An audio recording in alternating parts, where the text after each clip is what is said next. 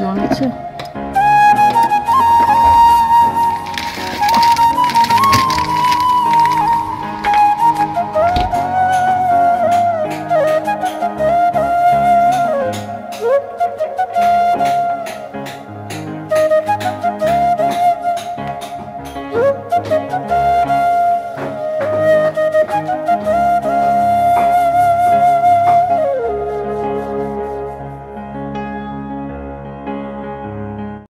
সুপ্রভাত বন্ধুরা, কেমন আছো তোমরা? আশা করছি সবাই খুব ভালো আছো, সুস্থ আছো, আমিও ভালো আছি। তো সকাল সকাল ব্রেকফাস্ট করার জন্য রেডি হয়ে গেছি।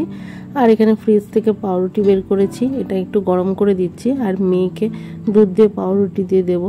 আর এখানে তোমাদের দাদাভাইকে দেবো, আগের দিন না একটু চাউমিন করা ছিল, তো সেটাই গরম করে দেবো। আর শাশুড়ি মাকে বলেছি চিড়ে দিয়ে কলা দিয়ে খেয়ে নিতে। তো এখানে দেখো মেয়ের দুধ গরম হয়ে গেছে। আর বাড়িতে তো মিস্ত্রি কাজ হচ্ছে, সেই জন্য তো একটু ব্যস্ত আছি, কারণ একা হাতে আমাকে সমস্তটা করতে লাগে। এখানে চা দেওয়া, তারপরে ধরো গরমকাল তো একটু গ্লুকন্ডি করে দিই মাঝে মধ্যে। আর এই যে এখানে দেখো একটা নিমকির প্যাকেট, তো বাবা এসেছিলো, তো এটা সকালবেলা নিয়ে এসছে, মেয়েকে একটু দিলাম।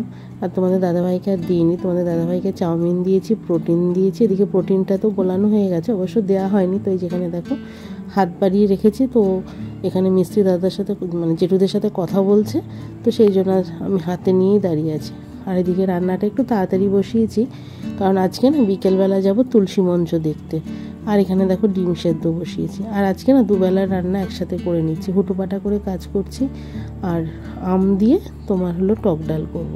তো আমগুলো ফ্রিজে ছিল, একটু নরম হয়েছে, বেশ ভাল লাগে টক ডালটা কিন্তু গরমকালে। আর আজকে প্রচণ্ড গরম পড়েছে, এর মধ্যে দুবার চা দেওয়া হয়ে গেছে। তো আমার যা একটা তুলসী মঞ্চ কিনেছে, তো আমার মাও একটা নেবে, আর আমারও একটা নেওয়ার ইচ্ছা আছে। তো আমি ভেবেছিলাম তৈরি করে নেব, কিন্তু যা দেখছি মানে একটা তুলসী মঞ্চ করতে পুরো একটা দিন লেগে যাবে। আর এখন যা মানে মিস্ত্রিদের তোমার মজুরি হয়ে গেছে, তো আমার একটা মার্বেল দিয়ে কেনা হয়ে যাবে, মানে টাইলসের হয়ে যাবে আর কি। আর এই জায়গাটা পরিষ্কার করেছি, মানে এত পিঁপড়ে হয়েছে সে বলার কথা না। আর এখানে দেখো ডাল ফোড়ন দিচ্ছি, শুকনো লঙ্কা সাদা সর্ষে দিয়েছি, দিয়ে এখানে ডালটা ফোড়ন দিয়ে দিলাম। আর আজকে একটু তাড়াতাড়ি রান্না করছি, তা একা হাতে করতে গিয়ে না আমার না একের সময় ভীষণ মানে তালে বেতালে হয়ে যায়।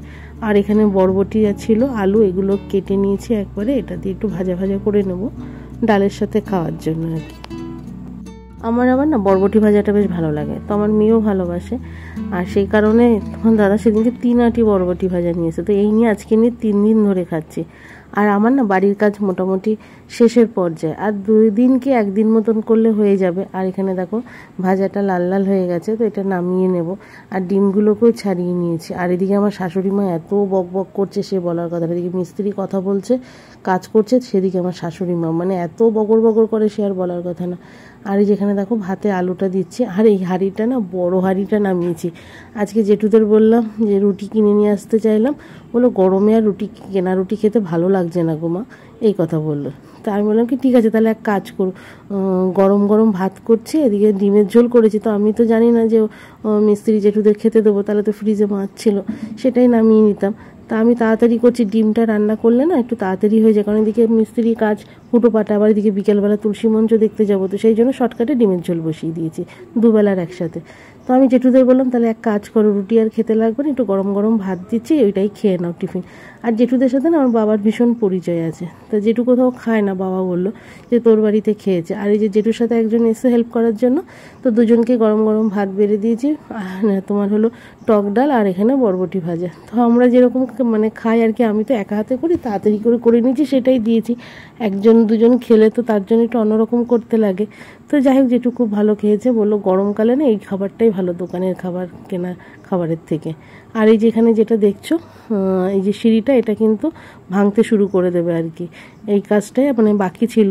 তো যাই হোক, এখানটা তো পুরোটা দেখিয়েছি এর আগের দিন। আর আমার মাও এসেছিল আজকে অনেক সকালবেলা, তো সেটা একটু দেখিয়ে দিলাম। হাঁটতে হাঁটতে মা সকালবেলা মর্নিং ওয়াক করতে আসে। আর এদিকে দেখো জেঠুরা চলে এসেছিলো, তো সেইগুলোই কাজগুলো, ভাঙা কাজগুলো, এটা আগের দিনে ভিডিও করা ছিল, তো তোমাদের একটু দেখিয়ে নিলাম। তো এই সিঁড়িটা আজকে ঠিকঠাক করবে। তো যাই হোক দেখো, এখানে খোঁড়াখুড়ি ঠিক করেছে, আর আমার বাবাও জেঠুদের সাথে হাত লাগাতে শুরু করে দিয়েছে।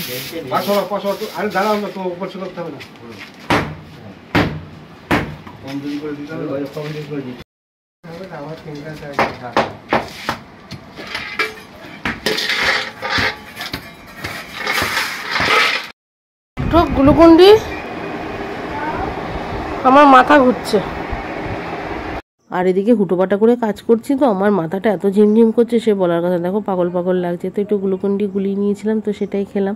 আর এদিকে বিকেলবেলা বোন এসেছিলো, বিকেল ঠিক না ওই 4টে নাগাদ, 4:30 5টা নাগাদ।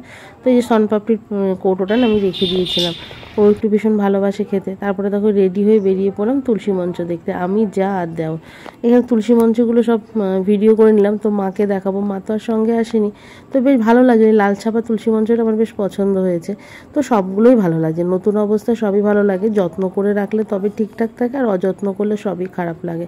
তো যাই হোক, এখানে এই ভিডিওটা শুধু মার জন্যই করছি, একটু ধীরে ধীরে করছি যাতে মা সমস্তটা ভালো করে দেখতে পারে। তো যাই হোক, এই তুলসী মঞ্চটা অনেকক্ষণ ধরে দেখলাম। আর তোমাদের দাদাভাই আমাকে এদিকে তাড়া দিচ্ছিলো যে 6:30 পৌনে 7টার মধ্যে বাড়ি আসতে লাগবে।